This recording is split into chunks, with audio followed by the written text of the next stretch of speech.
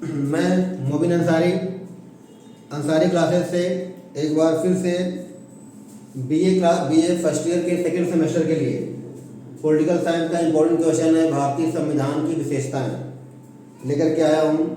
और ये question 11th class के उन बच्चों के लिए भी इम्पोर्टेंट है जो पॉलिटिकल साइंस पढ़ते हैं, क्योंकि उनके में भी 6 नंबर का इम्पोर्टेंट क्वेश्चन आता है, भारतीय संविधान की विशेषताओं का उल्लेख कीजिए। तो आज मैं उसी क्वेश्चन के बारे में बताने जा रहा हूँ। तो सबसे पहले हमें जानना है संविधान। तो हमें जानना है कि संविधान, अब कौन सा संविधान? तो भारतीय संविधान। तो याद रखना है कि भारतीय संविधान जो बनने की प्रक्रिया, तो भारतीयों को भारतीय संविधान बनाने की प्रक्रिया कैबिनेट मिशन द्वारा 1946 में प्राप्त हुई। भारतीयों को संविधान बनाने की अनुमति कैबिनेट मिशन के द्वारा 1946 में प्राप्त हुई। और उसके बाद भारतीय संविधान की पहली बैठक 9 दिसंबर 1946 को हुई। और यहाँ से लेकर के 26 नवंबर 1949 को भारतीय संविधान बनकर तैयार हुआ। तो याद रखना है कि कब से शुरू हुआ, तो 9 दिसंबर 1946 से लेकर के, और कब बनकर तैयार हुआ, तो 26 नवंबर 1949। और भारतीय संविधान को बनने में कुल 2 वर्ष 11 महीने और 18 दिन लगे, तो लगभग 3 साल लग गए। और भारतीय संविधान 26 जनवरी 1950 को लागू हुआ। ठीक, तो ये हमें संविधान की विशेषता लिखने से पहले हमें उसके कुछ पृष्ठभूमि के बारे में लिखना है। और अब इसके बाद लिखेंगे कि भारतीय संविधान की अनेक विशेषताएं हैं जो निम्नलिखित है। तो अब हमें जानना है भारतीय संविधान की विशेषताएं। तो भारतीय संविधान की विशेषता जानने से पहले हम उसका एक ग्राफ बना देते हैं ताकि समझना आसान रहे। तो है भारतीय संविधान की विशेषता, भारतीय संविधान। अब भारतीय संविधान में हमें क्या क्या पढ़ना है, पहले उसका एक हम ग्राफ बना देते हैं ताकि हमें पढ़ना आसान रहे। तो सबसे पहले जानना है एक लिखित संविधान। क्या जानना है? लिखित संविधान। ठीक, उसके बाद जानना है विस्तृत संविधान या विशाल संविधान। विस्तृत संविधान या विशाल संविधान। फिर जानना है कठोर या लचीला। तो कठोर एवं लचीला संविधान। कठोर एवं लचीला संविधान। ठीक, इसके बाद फिर है शक्तियों का बंटवारा। फिर जानना है हमें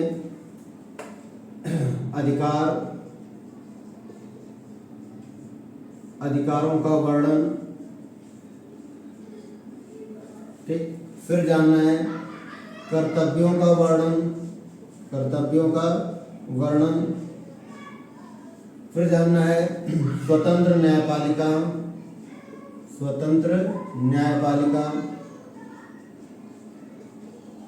ठीक, उसके बाद फिर जानना है वयस्क मताधिकार।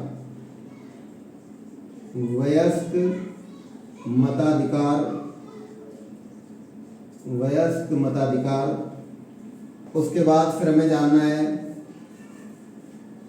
दोहरा शासन प्रणाली या दोहरी शासन व्यवस्था।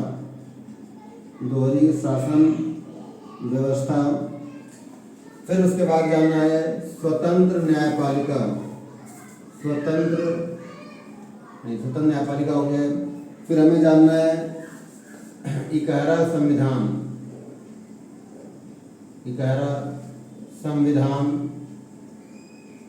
ठीक, इसके बाद फिर हमें जानना है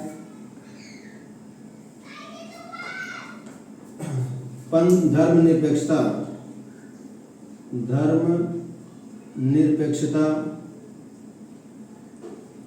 इसके बाद समाजवाद। इन सारी विशेषताओं को हम एक एक करके अध्ययन करेंगे। अब एक एक करके हम अध्ययन करना शुरू कर रहे हैं, जिसमें सबसे पहले हेडिंग है लिखित संविधान। तो पहली हेडिंग क्या है? लिखित संविधान। अब पहली हेडिंग है लिखित संविधान। लिखित संविधान, ठीक। अब हमें इसमें जानना है कि पूरे विश्व में संविधान दो प्रकार का होता है, एक लिखित संविधान और एक अलिखित संविधान। अब जैसा कि समानता में ही जानते हैं, लिखित संविधान जो लिखा गया है, अलिखित संविधान जो लिखा नहीं गया है। तो यहाँ हमें वही जानना है कि लिखित संविधान, भारत का संविधान मुख्य रूप से क्या है? लिखित संविधान है, मुख्य रूप से लिखित संविधान है। अब लिखित संविधान का तात्पर्य क्या है? तो पहले बताना है कि पूरे विश्व में संविधान दो प्रकार का होता है, एक लिखित संविधान और दूसरा अलिखित। तो संविधान कितने प्रकार का होता है? एक लिखित और दूसरा अलिखित। अलिखित, जैसा कि अलिखित संविधान इंग्लैंड का संविधान या ब्रिटेन का संविधान है, और लिखित तो कई देशों का संविधान है। तो बताना है कि भारत का संविधान एक लिखित संविधान है। लिखित संविधान का अर्थ है कि उस संविधान में छोटी बड़ी अधिकांश सभी बातों का उल्लेख किया जाए। तो भारतीय संविधान में छोटी बड़ी अधिकांश बातों का उल्लेख किया गया है। तो ये फर्स्ट पॉइंट हो गया कि भारत का संविधान एक लिखित संविधान है, और लिखित संविधान का तात्पर्य उस संविधान से है जिसमें छोटी बड़ी सभी बातों का उल्लेख विस्तार से किया गया है।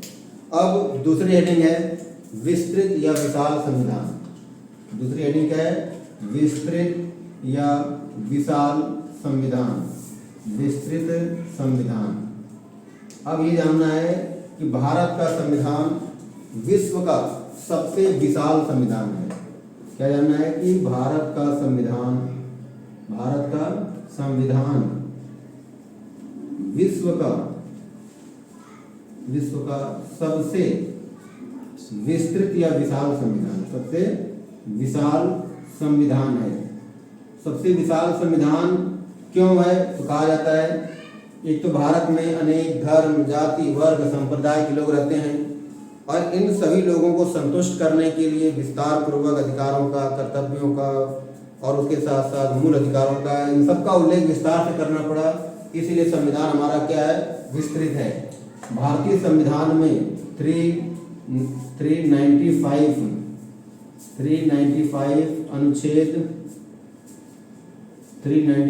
अनुच्छेद 22 भाग और 12 अनुसूचियां हैं। 12 अनुसूची हैं।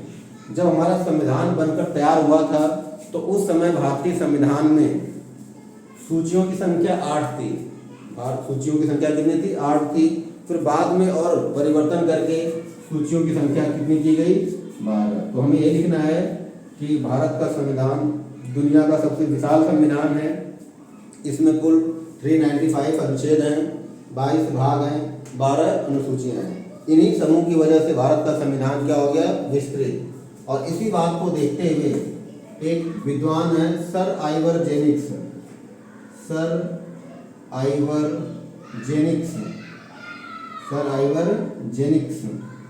तो सर आइवर जेनिक्स ने कहा है कि भारतीय संविधान वकीलों के लिए स्वर्ग है। सर आइवर जेनिक्स ने क्या कहा है? कि भारतीय संविधान वकीलों के लिए स्वर्ग है। अर्थात इसमें इतनी धाराएं, इतने विस्तार पूर्वक है कि एक बार कोई केस आ गया तो वो चलता जाता है। इसी को देखते हुए उन्होंने कहा कि भारतीय संविधान वकीलों के लिए स्वर्ग है। अब इसके बाद तीसरी हेडिंग, तो हमें तीसरी हेडिंग जानना है शक्तियों का बंटवारा। तीसरी हेडिंग जाननी है शक्तियों का बंटवारा। तो नेक्स्ट हेडिंग हो गया शक्तियों का विभाजन या बंटवारा। शक्तियों का विभाजन या बंटवारा। तो हमें याद रखना है कि भारतीय संविधान में शक्तियों का बंटवारा, भारतीय संविधान में शक्तियों का बंटवारा केंद्र और राज्य के मध्य किया गया है। केंद्र और राज्य के मध्य। तो हमें पहला पॉइंट लिखना है कि भारतीय संविधान में शक्तियों का बंटवारा केंद्र और राज्य के मध्य किया गया है। और ये इन शक्तियों का बंटवारा सूचियों के माध्यम से किया गया है। किसके माध्यम से किया गया है? तो सूचियों के माध्यम से किया गया है। और सूचियों की संख्या कितनी है? तो इनकी संख्या 3 है। तो हमें बताना है कि भारतीय संविधान में शक्तियों का बंटवारा केंद्र और राज्य के माध्यम से किया गया है और इनकी संख्या भारत में शक्तियों का बंटवारा केंद्र और राज्य के मध्य किया गया है और ये बंटवारा सूचियों के माध्यम से किया गया और सूचियों की संख्या कितनी है? 3। अब हमें इन 3 सूचियों के बारे में जानना है, जिसमें पहला है संघ सूची। संघ सूची या केंद्र सूची। संघ सूची या केंद्र सूची। दूसरा क्या है? राज्य सूची। और तीसरा क्या है? समवर्ती सूची। समवर्ती सूची। अब हमें ये जानना है कि संघ सूची, संघ सूची या केंद्र सूची में ऐसे विषय हैं, संघ सूची में ऐसे विषय हैं जिन पर कानून बनाने का अधिकार केवल केंद्र को है। तो संघ सूची में ऐसे विषय हैं जिन पर कानून बनाने का अधिकार केंद्र को है। इसमें कुल विषय की संख्या, इसमें कुल विषय की संख्या पहले 97 थी, अब इसको बढ़ा करके कितना हो गया है? 100। तो केंद्र सूची में विषयों की संख्या 97 पहले थी और अब 100। इसके साथ साथ राज्य सूची, तो इसमें ऐसे विषय हैं जिन पर कानून बनाने का अधिकार राज्य सरकार को, किसको है? कानून बनाने का अधिकार राज्य सरकार को है। और इसमें विषयों की कुल संख्या पहले 66 थी। कितने विषय थे? तो 66। और अब विषयों की संख्या घट करके कितनी हो गई है? तो 61। ये जानना है कि राज्य सूची, इसमें ऐसे विषय हैं जिन पर कानून बनाने का अधिकार राज्य सरकार को है। इसमें विषयों की संख्या पहले 66 थी जो घट करके अब 61 हो गई है। और इसके बाद लास्ट है समवर्ती सूची। इनमें ऐसे विषय हैं, इनमें ऐसे विषय हैं जिन पर कानून बनाने का अधिकार, जिन पर कानून बनाने का अधिकार केंद्र सरकार और राज्य सरकार दोनों को होती है। तो समवर्ती सूची में ऐसे विषय हैं जिन पर कानून बनाने का अधिकार केंद्र सरकार और राज्य सरकार दोनों को है। लेकिन यदि विवाद की स्थिति हो जाए, कौन सी स्थिति हो जाए? विवाद। तो अगर विवाद की स्थिति उत्पन्न हो जाए या किसी प्रकार का विवाद हो जाए तो विवाद होने पर केंद्र के नियम या कानून लागू होंगे। केंद्र के नियम या कानून लागू होंगे। तो इस तरह से भारतीय संविधान की विशेषता क्या है? शक्तियों का विभाजन। अब नेक्स्ट हेडिंग है स्वतंत्र न्यायपालिका। नेक्स्ट हेडिंग क्या है? स्वतंत्र न्यायपालिका। अब स्वतंत्र न्यायपालिका भारतीय संविधान, हेडिंग है स्वतंत्र न्यायपालिका। स्वतंत्र न्यायपालिका। अब हमें ये बताना है कि भारतीय संविधान में स्वतंत्र न्यायपालिका की व्यवस्था की गई है। भारतीय संविधान में स्वतंत्र न्यायपालिका की व्यवस्था की गई है। और भारत में, तो पहला पहले लिखना है कि भारत में, भारतीय संविधान में स्वतंत्र न्यायपालिका की व्यवस्था की गई है। भारतीय संविधान में एकीकृत, भारतीय संविधान में एकीकृत न्यायपालिका है। भारतीय संविधान में एकीकृत न्यायपालिका है। अब एकीकृत का मतलब है कि हमारे यहाँ जो supreme court, high court, lower court, जो भी कोर्ट हैं, तो सभी न्यायालय किसके अधीन काम करेंगे? तो सुप्रीम कोर्ट के अंतर्गत। तो एकीकृत न्यायपालिका हमारे यहाँ व्यवस्था है। और हमारे यहाँ पे न्यायालय स्वतंत्र एवं निष्पक्ष। तो बताना है कि भारतीय संविधान में स्वतंत्र न्यायपालिका की व्यवस्था है और हमारे यहाँ एकीकृत न्यायपालिका है जिसमें सबसे सर्वोच्च सुप्रीम कोर्ट है और उसी का निर्णय अंतिम होता है। और हमारे यहाँ न्यायालय स्वतंत्र और निष्पक्ष होकर लोगों को न्याय प्रदान करता है। ठीक। अब इसके अलावा नेक्स्ट लिखना है कि वयस्क मताधिकार। नेक्स्ट हेडिंग है वयस्क मताधिकार। नेक्स्ट हेडिंग क्या है? ठीक, वयस्क मताधिकार। वयस्क मताधिकार। अभी बताना है कि भारतीय संविधान की एक विशेषता वयस्क मताधिकार की है कि जब हमारा देश आज़ाद हुआ था तो उस समय केवल शिक्षित लोगों को और अमीर लोगों को ही मत देने का अधिकार था, लेकिन जब हमारा संविधान बना तो उस संविधान में वयस्क मताधिकार की व्यवस्था की गई।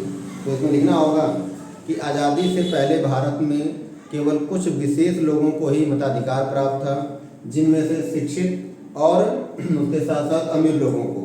लेकिन जब हमारा संविधान बना तो उस संविधान में वयस्क मताधिकार की व्यवस्था की गई, और वयस्क मताधिकार का अर्थ है कि वे सभी लोग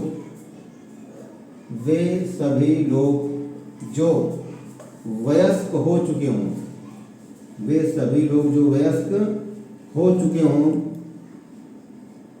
हों उन्हें मताधिकार या मत देने का अधिकार होगा, मत देने का अधिकार मिलेगा या अधिकार होगा। ठीक, तो मतलब वयस्क मताधिकार का अर्थ क्या है कि वे सभी लोग जो वयस्क हो चुके हों उन्हें मत देने का अधिकार होगा। पहले मताधिकार की उम्र 21 वर्ष थी। पहले मताधिकार की उम्र 21 वर्ष थी। 1989 में 61वें संशोधन द्वारा मताधिकार की उम्र 21 वर्ष से घटाकर 18 वर्ष कर दी गई।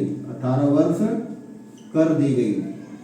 तो आज वे सभी लोग जो 18 वर्ष के हैं और जिनका मतदाता सूची में नाम है, उन सभी लोगों को मत देने का अधिकार प्राप्त है। तो इस तरह से वयस्क मताधिकार का टॉपिक हो गया। अब इसमें और उसकी कुछ विशेषताएं हैं, तो अब इसकी विशेषताएं इसके नेक्स्ट पार्ट में होंगी। और 11th के लिए तो ये सफिशिएंट मतलब पर्याप्त है। 11th क्लास के लिए इतना टॉपिक बहुत है। और अब BA के लिए जो नेक्स्ट है वो नेक्स्ट वीडियो में आएगा। अगर ये आपको अच्छा लगे तो लाइक करना, शेयर करना और सब्सक्राइब करना, ताकि मैं और से ज़्यादा क्वेश्चन बना सकूँ। Thank you.